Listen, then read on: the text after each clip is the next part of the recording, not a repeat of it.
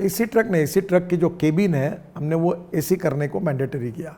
वो truck driver देखो European देशों में 8 घंटे ही गाड़ी चलाते हैं, फिर उतर जाता ड्राइवर, या 14-14, 16-16 घंटे चलाते हैं। एक्सप्लॉयटेशन नहीं है।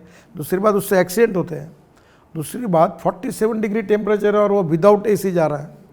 एसी में फल फूल सब्जियाँ आदमी क्यों बैठता है?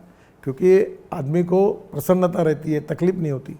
तो मैंने अब तय किया कि ये मेहनत करते इसको 100% ट्रक, अब इसके बाद एसी केबिन बनेंगे ताकि वो कंफर्ट उनको मिले।